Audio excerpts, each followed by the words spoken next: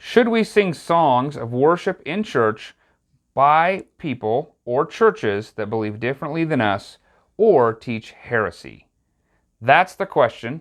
I'm Pastor Brian Catherman. This is Robbie Shorn, and we are going to attempt to answer the questions you are asking. This is Redeeming Life Q&A. So I brought Pastor Robbie in because it's a worship-related question. And the question, I'm going to maybe modify it a little bit, but the question is, should we sing songs of worship or praise in our church that are written by people or churches that believe differently or maybe believe heresy? So I don't think the point is that the song itself is teaching heresy. We wouldn't do that at all. Sure, yeah. But what about these ones where the song is fantastic, but there's a little bit of a different view? I'll give you an example. When I was a kid, Phillips, Craig, and Dean had written all these songs. And then lo and behold, they're oneness Pentecostals and they don't believe in the Trinity. Right. And so she just sings songs that are glorious, they're beautiful, they're wonderful. And if you come at a perspective that you do believe the Trinity, the songs still work.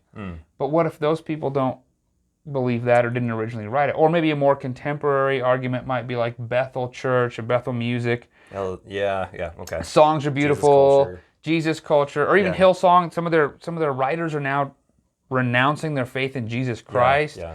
You know, what do we do with those songs? Should we sing those songs in our church?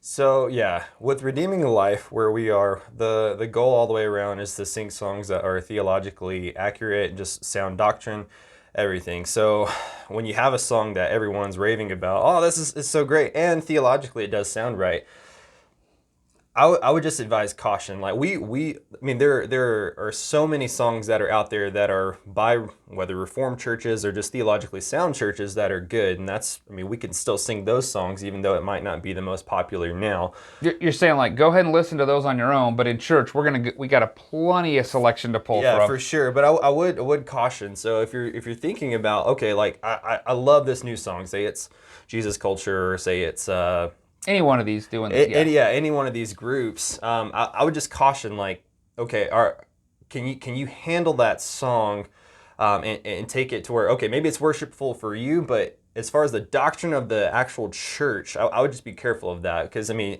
you could fall into a rabbit hole, excuse me, of researching this song, finding out the teachings of this church, and whoever, It's like a new believer shows up and goes, wow, I love this, I want to listen to more of their songs. Gets on Google. Yeah. All of a sudden, they find a slew of bad theology. Whereas we don't align with that theology, whatever church it might be. So I would just advise caution and wisdom if you're looking at these different groups that are out there. Or what if one in every four of their songs is not good theology? Right? Then what? Yeah, I've heard that expression from the perspective of a pastor. Like, would you go to a church that 3 out of every 4 sermons, there's the three sermons out of the month are great, but then you get to the 4th sermon, it's absolute heresy. It's like, would you attend that church? And so same thing with songs that we're listening to, and authors, it doesn't stop there. Yeah, it's just a word of, we need to be cautious, and ultimately, is it grounding us in Scripture? Like,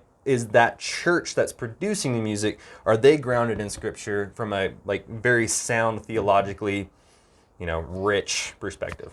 Well, that's good. Well, Pastor Robbie, thank you for what you do here at Redeeming Life. Yeah, sure. and taking the energy and time, even watching current musicians that might be solid but then go off the rails, and having to make these decisions with all the songs that we sing. I know occasionally you'll change a word here or there to make sure it's theologically sound, but also paying attention to the writers and the authors and the things that we're doing, because this is meaningful.